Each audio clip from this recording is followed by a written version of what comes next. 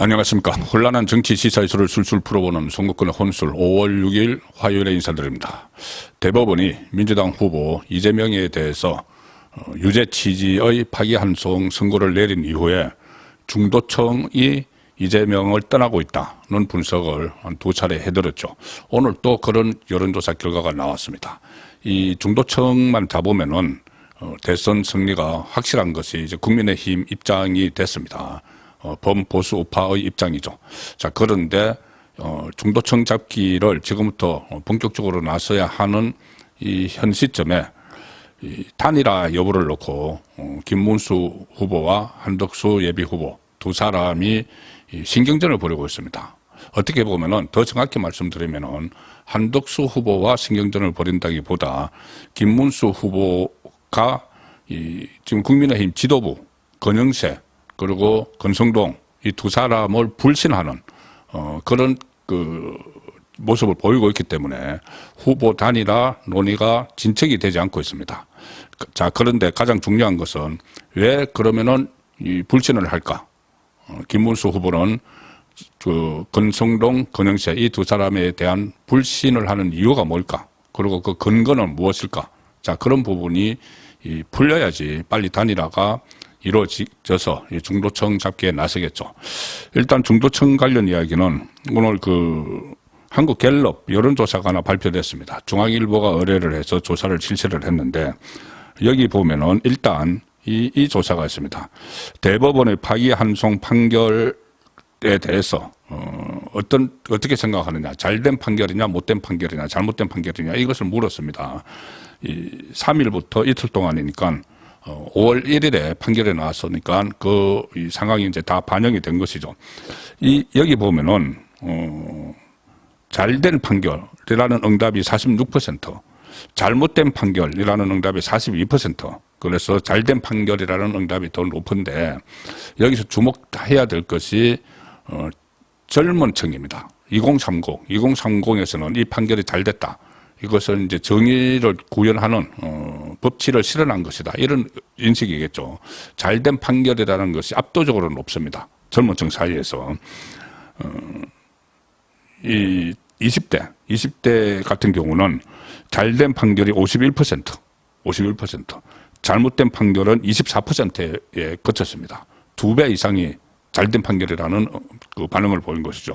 30대도 잘된 판결이 56%, 잘못된 판결이 30%. 긍정론이 압도적이죠.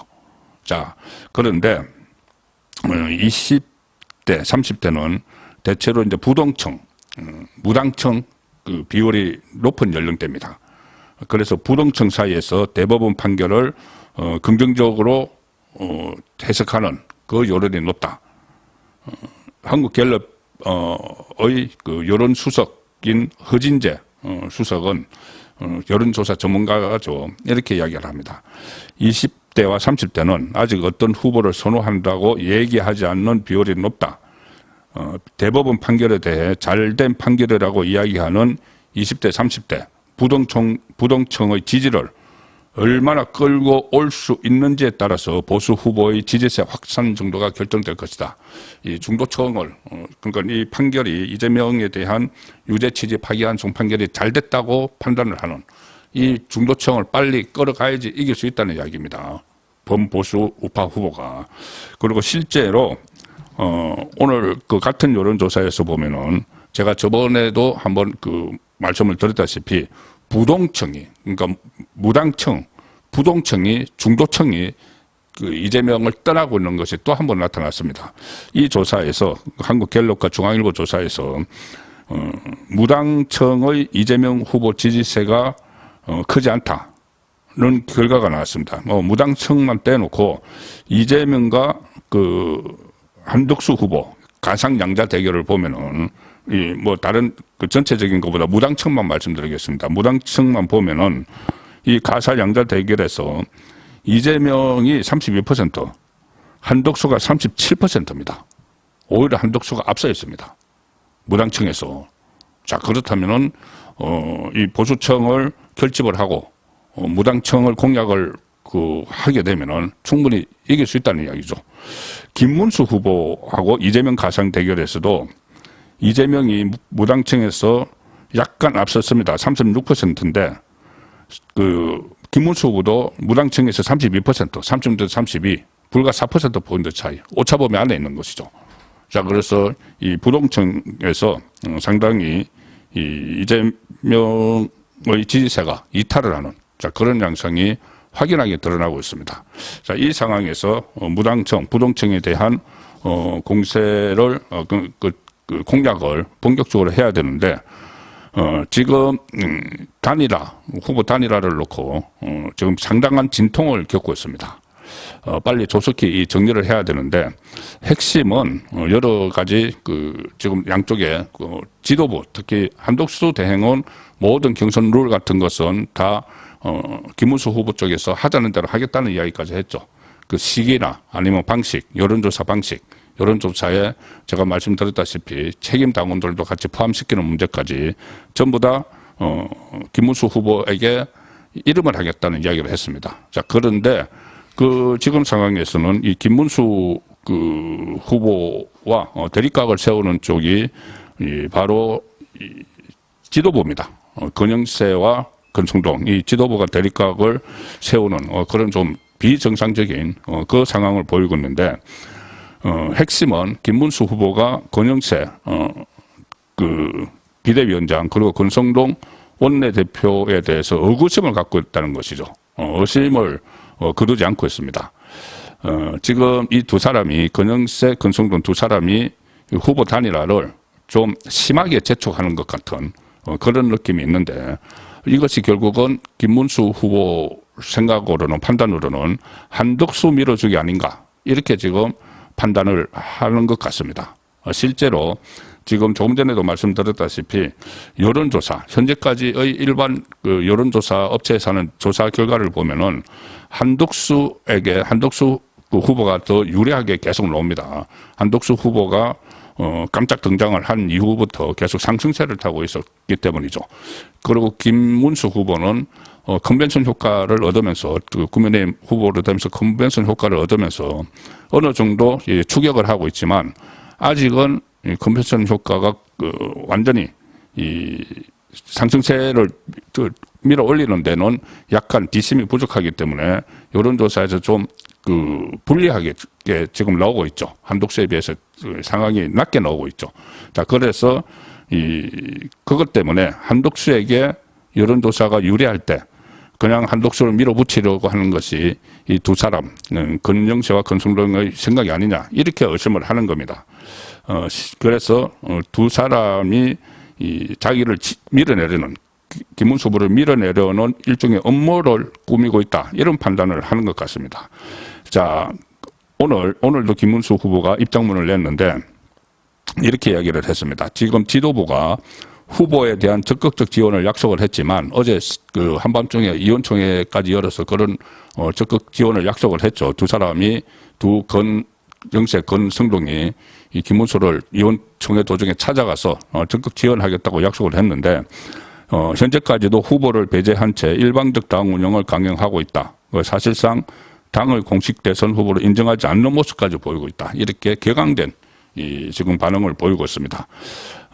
어제 8시에 권영세 비대위원장과 권성동이 면담을 했고, 권성동 두 사람이 이제 찾아와서 면담을 했고, 그리고 단일화 추진과 후보 지원을 위한 당의 협조를 요청을 했는데, 아직까지 전혀 그런 움직임이 없고, 오히려 이 당에서 전국위원회하고 전당대회를 연달아 소집을 했는데 그 이유가 도대체 뭐냐, 이렇게 따져 물었습니다. 전국위원회하고 전당대회는 당헌 당규 개정을 위한 절차로 판단이 되는데, 5월 8일, 9일 모레와 모레 걸핏 사이에 전국위원회를 열고 10일과 11일 전당대회를 개최하는 이유를 분명하고 명확하게 밝혀달라, 이렇게까지 이야기를 했습니다. 그래서 이 김재원 비서실장, 김문수 후보의 김재원 비서실장은 오늘 라디오 방송에서 전국위원회와 전당대회는 당헌 당규를 개정할 때 필요한 기구인데, 결국 후보 단일화가 여의치 않으면 당헌 당규를 개정해서 김문수 후보의 지위를 끌어내리려고 하는 것 아니냐는 강한 의심을 김문수 후보가 직접 하고 있다, 이렇게 또 설명을 했습니다. 지금 단일화를 하게 되면은 10일과 11일 후보 등록 하는 그 기간에 국민의힘 최종 대선 후보를 선출하기 위해서 이 전당대회를 소집한 걸로 보이는데, 자, 이것을 김문수 후보 쪽에서는 아예 후보 교체를 위한 후보 교체를 전제로 해서, 그러니까 한독수를 대체 투입하기 위해서 전당대회를 여는 것 아니냐, 이렇게까지 의구심을 표시할 정도로 양쪽의 입장이 지금, 그러니까 지도부와 김문수 후보가 팽팽하게 지금 대치를 하는, 자, 그런 상황입니다. 그러면 왜 이렇게 김문수 후보 쪽에서는 왜 이렇게까지 의심을 할까? 왜 본인이 아닌 한덕수를 염두에 두고 단일화를 재촉을 하는 걸까? 그 권영세, 권성동이 그 부분이 관심을 모을 수밖에 없죠. 자, 그래서 그 의심은 제가 김문수 후보 쪽에서 들은 바에 의하면은 김문수 후보 쪽에서는 이렇게 의심을 합니다. 뭐냐면은 권영세, 권성동, 특히 권성동이 다음 당권을 염두에 두고, 대선 후의 당권을 염두에 두고 이 주도권을 갖고, 그러니까 대선 후보를 내세우는 것부터 주도권을 갖고 이 지배력을 강화하기 위한 것 아니냐. 그리고 대선이 끝나면은 이 성패와 관계없이 이 당권을 잡기 위한 그런 일종의 기득권 지키기 아니냐, 이런 의심을 하고 있습니다. 실제로 더 정확하게는 이런 이야기까지 저도 제가 들었는데, 김문수 후보 쪽에서 가령이 김문수 후보는 상당히 어떻게 보면은 강성이죠. 아주 자기 주장이 뚜렷하고, 그래서 만약에 나중에 대통령이 되면은 이 당도 이렇게 호락호락하게 놔두지 않을 것이다는 그런 인식이 강하죠. 반면에 이 한덕수 후보는 그보다 더 유연하고, 또 뭐 임기도 3년만 하겠다, 이렇게 해서 일종의 관리를 하는, 이 비상 상황을 관리하는 가도기적인 그런 정부를 하겠다는 취지로 이야기를 하고 있죠. 그래서 당에 있는 사람들이 오히려 속된 말로, 그러니까 한덕수 후보를 다루기가 더 쉽다. 그래서 이 한덕수 쪽에 치우치는 것 아니냐, 그런 의구심을 김문수 후보 쪽에서 갖고 있다는 겁니다. 자, 그래서 한독수로 밀어붙이기 위해서 지금 여론이 우세할 때 빨리 단일화를 하려고 하는 것 아니냐, 이런 이야기죠. 자, 그렇다면은 이 지도부에서 그런 사심이 없다는 것을 보여줘야 됩니다. 그래서 모든 것은 지도부가 지금 나설 때가 아니죠. 김문수 후보 쪽에 맡겨야 되는 거죠. 그래서 김문수 후보가 본인도 단일화 의지가 강하기 때문에 김문수 후보가 직접 한독수 후보와 만나서 단판을 짓는 그런 어떤 단일화 룰이라든가 이런 것에 대해서 직접 단판을 짓고 시점을 결정을 하도록 자율권을 줘야 되는 것이죠. 김문수 후보가, 그리고 또 지금 당무 우선권을 당헌 당규에 의해서 가졌기 때문에 김문수 후보의 뜻에 따라야 됩니다. 권영세, 권성동 두 사람이. 그래서 오늘 중으로라도 김문수, 한독수 두 사람이 만나서 단판을 짓는 그런 노력이 필요한 시기라고 생각됩니다. 오늘 저녁 7시 라이브 선거권은 정치 수요 시간에, 또 지금 이 시간 이후로 지금 2시에 또 의원총회가 있습니다. 진전되는 상황을 모아서 정리를 하도록 하겠습니다. 감사합니다.